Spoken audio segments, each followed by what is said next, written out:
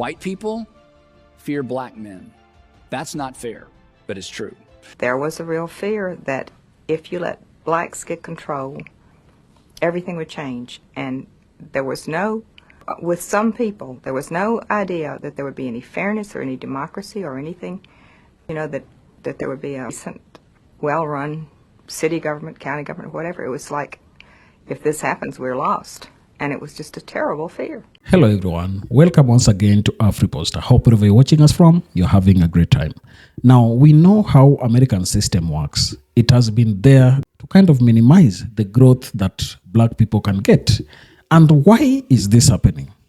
Is it because they're afraid that at some point black people might be getting the chance to be in power, and that will mean that every bad thing they ever did to blacks will be done to them? I came across some clips here that I want to play for you. They are really highlighting the fear that is in white people, where they think that blacks are people who might revenge on them.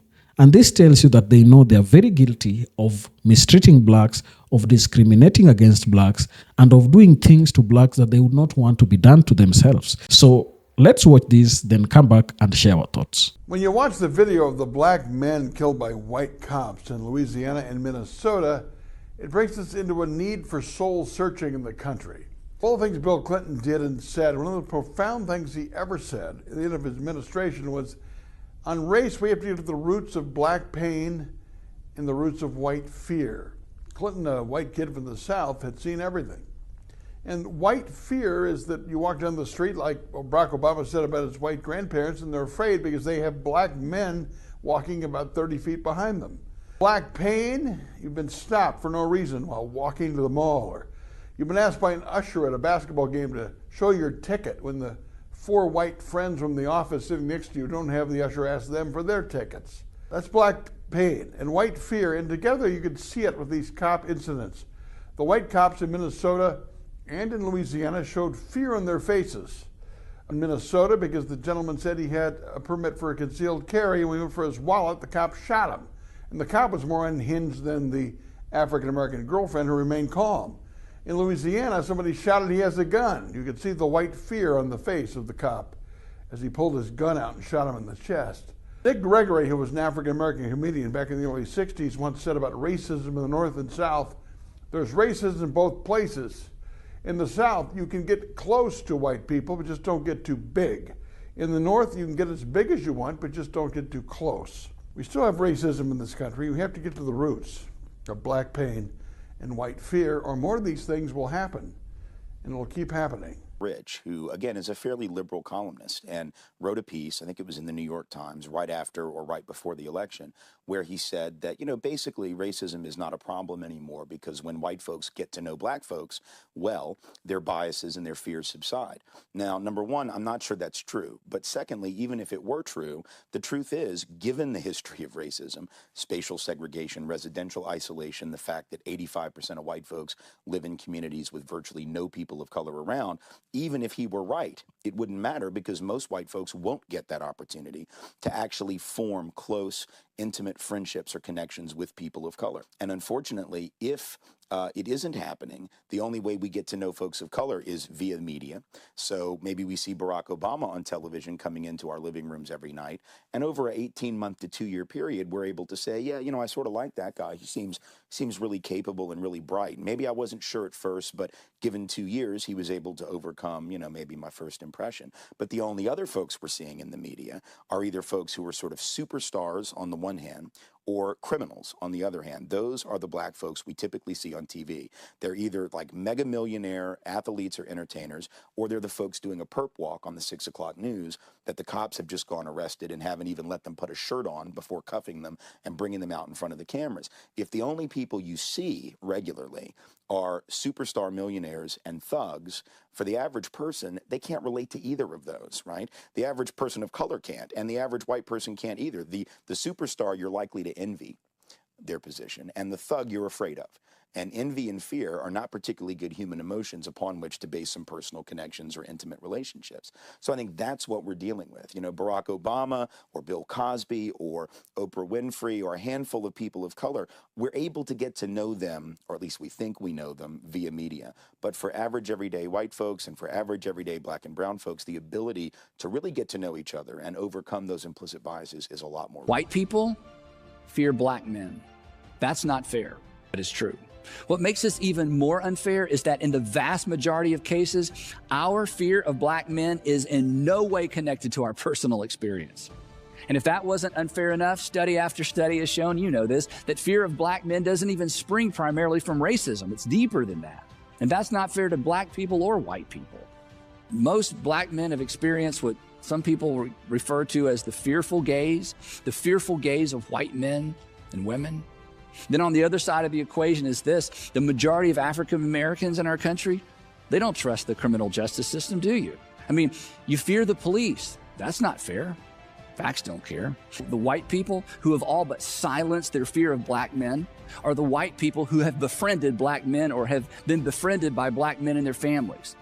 I've been to my share of, far right-leaning churches and churches that lean far left, and it's so much easier for those pastors. I mean, everybody pretty much agrees on everything, and everybody else, everybody else is just going to hell, right? It is not enough not to be a racist. It is not enough not to be a racist. Non-racist is not the goal. Being non-racist does nothing to address racism. There was a real fear that if you let blacks get control, everything would change. And there was with some people, there was no idea that there would be any fairness or any democracy or anything, that there would be a decent, well-run city government, county government, whatever. It was like, if this happens, we're lost. And it was just a terrible fear.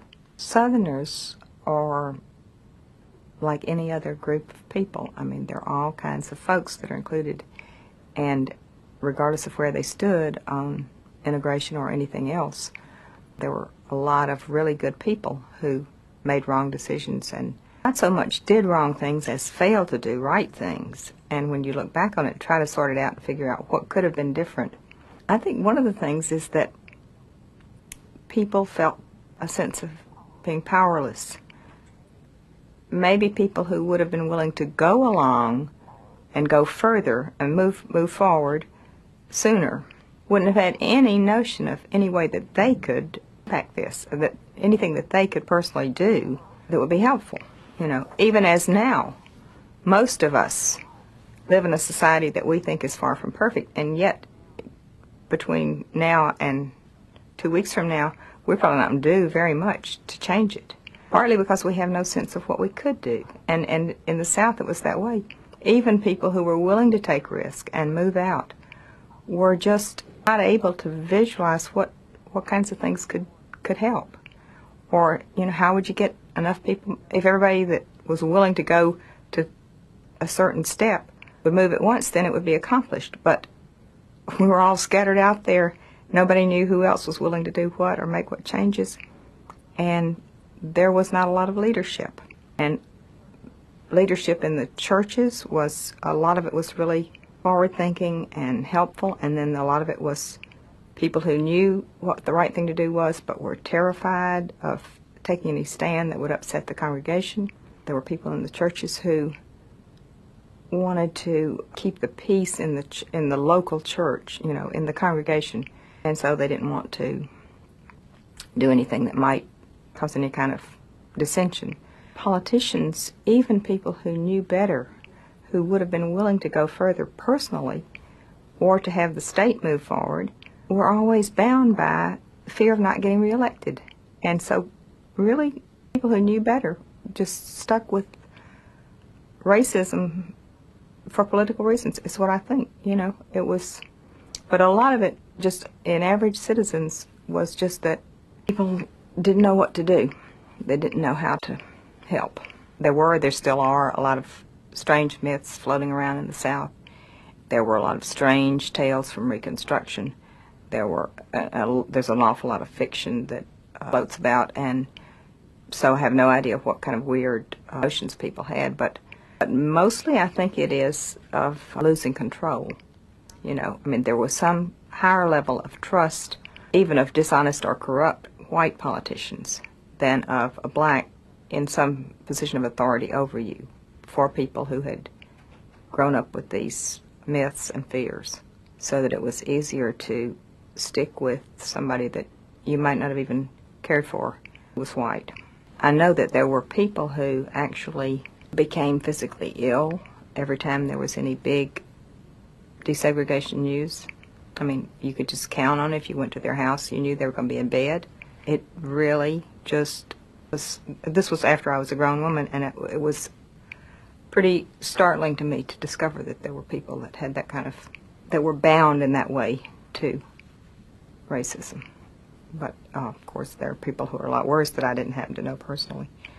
For me, there's a lot of guilt that's involved, because growing up, if you grow up and accept things the way they are, then you have to wonder, you know, why did you accept all of this? Why did you not question more, or, you know, why didn't you think about all these things that were happening?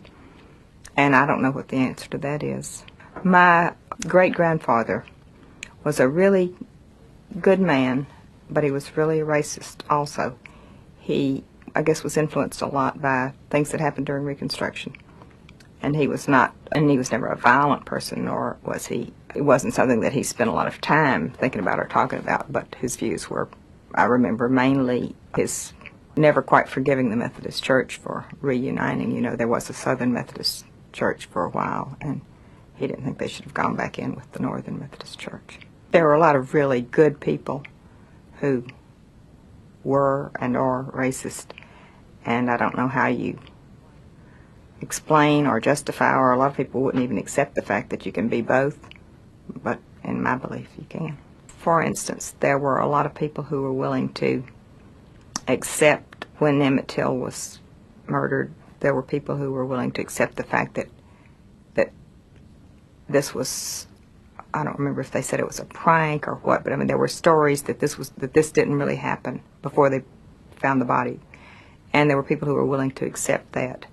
There were the same kind of attitude was with almost everything where there was not an immediate finding of a body. There was always this thing, this is something somebody's made up, you know, just a lot of denial. A lot of people who didn't want to believe that this sort of thing would happen, and would refuse to accept the fact that it was happening.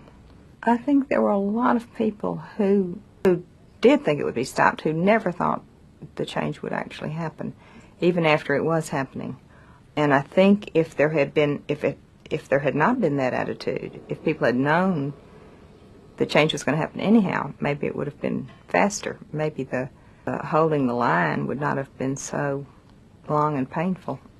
But I think that part of the reason that there was not more change is just that people never did accept it as the reality of the day. White people are scared to death right now, particularly white males. They're scared to death that they are going to lose their power in the future. And they are. But if you want to get ready for the future, if you want to be treated well in the future, treat others well in the present. That a lot of the, we'll talk about police brutality. Mm-hmm. I feel a lot of white men are scared of black men because of their lack of exposure to black men or people of color. I'm not scared of black men. I'm not scared of Latino men. I've been around them my whole life, right?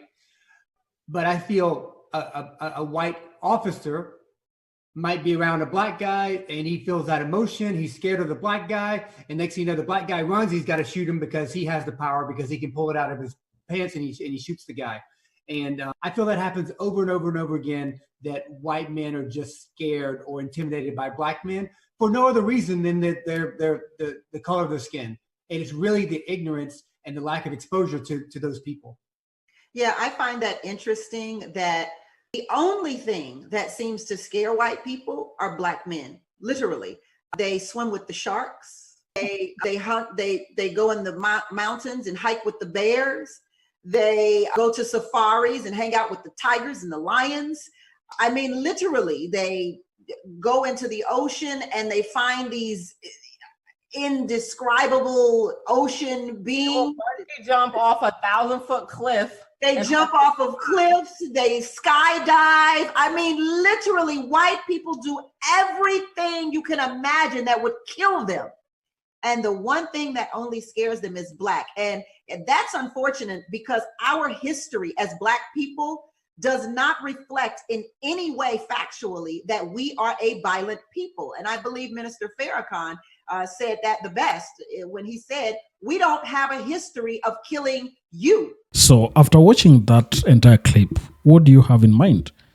Do you really think black people are a threat to the whites? Because it seems most whites think when black people get to have power, things will not be the same. I think this informs why the entire system within America has always struggled to make sure that blacks don't succeed in everything. They want them to be subdued and be controlled forever. That is why you find that most black males are always incarcerated because they don't want families of black people to be reasoned or to be brought up in a way that they can work together and bring something out of it. They want a dysfunctional family that will show that black people don't have anything good to offer. Tell me down in the comment section what you think about this. And if you're watching us for the first time, please don't forget to subscribe to our channel, like this video, and also share. Thank you, and may the good Lord bless you. Goodbye.